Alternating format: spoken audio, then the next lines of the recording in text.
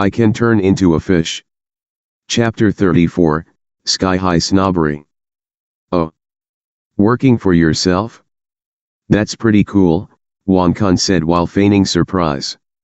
Glancing back at him, he said, Senior brother, you're getting along pretty well. Have you bought a car and house yet? I bought a car, Chu Xian said with a smile.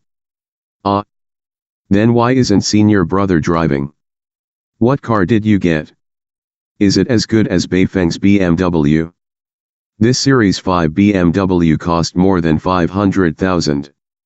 I don't know when I'll be able to afford one. Won Kun said with a sigh. Hee, it was only 500,000. Won Kun, if you work hard, you'll be able to afford one in no time, Zhang Beifeng interjected. Senior brother, you're a boss now. Your car must be pretty good. Hee, it's okay. Chu Xian said with a small nod. You're getting more and more shameless.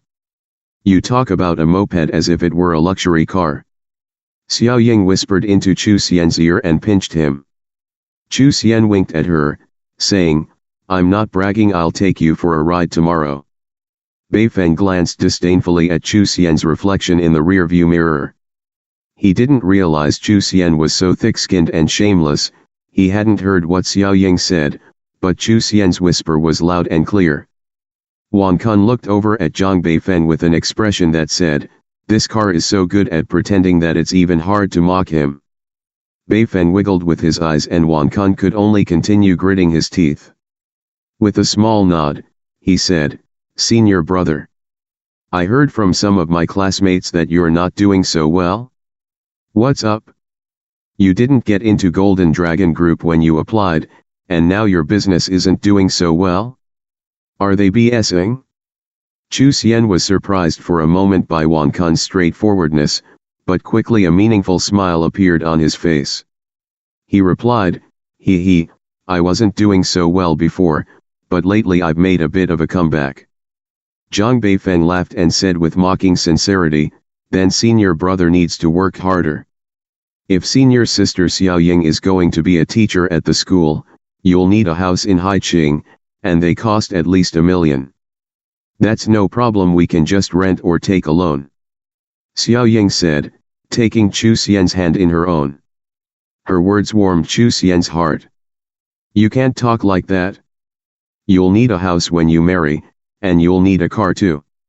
If you have kids, the pressure will be even higher. Xiao Ying, if you don't start thinking about all this now, you'll regret it later. And even if you don't think it's a problem, your family will. Won Kun said to her. Xiao Ying frowned silently.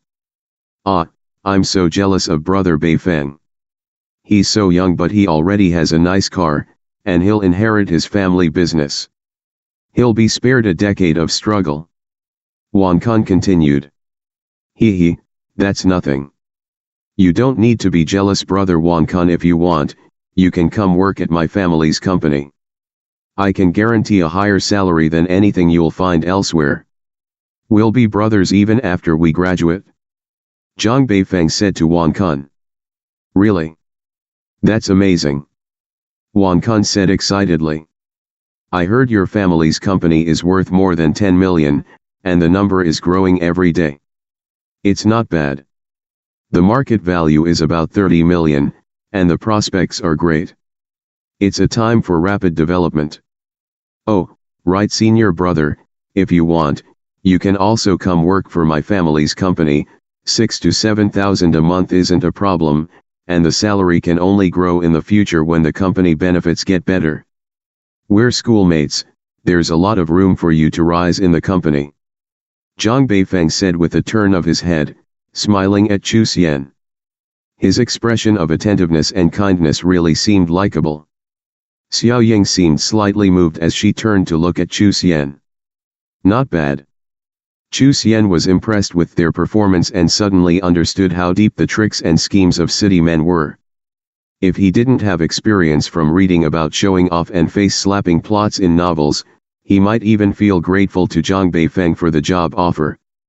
Out of nowhere, Wang Kun humbled himself while propping up Zhang Beifeng, setting a vivid comparison and hinting at the large gap between Beifeng and Chu Xian in front of Xiao Ying. Then Zhang Beifeng pretended to reach out a caring hand like a king giving food to a beggar. This not only showed his warm heart but also propped him up even higher. This scheme was really complex and detailed. Not bad, not bad. Chu Xian looked at Xiao Ying. He smiled lightly and said, "We'll talk about this in the future, these days my business is pretty good." Hee, that's fine. I'll give you my number later, and you can call me when you need me. You're welcome in my family's company anytime, Zhang Beifeng said. He examined Chu Xian's acting and mockingly applauded in his heart. Chu Xian replied calmly with a hint of disdain on his lips.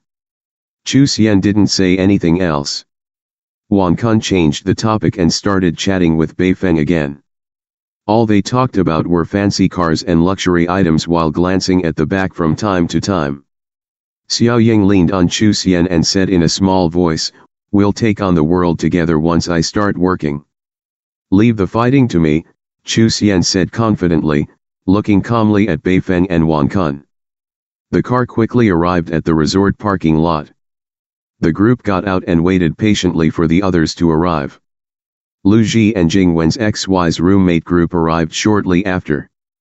"You can all wait here for the others, I'll go get our tickets first," Lu Ji said as he approached them. "Lu Ji, I'll go with you," Jing Wen immediately piped up and followed Lu Ji to the service area by the entrance. By the time they got their tickets, everyone had arrived. Lu Ji addressed the group and shouted, "Okay, line up and we'll enter in sequence." The line of people walked through the ticket area and into the building. Beifeng led the way, gestured to the big welcome and said, "Everyone, see this? Aren't the goldfish and koi fish very beautiful? Wow! The goldfish are so pretty. Displaying the fish like this is brilliant.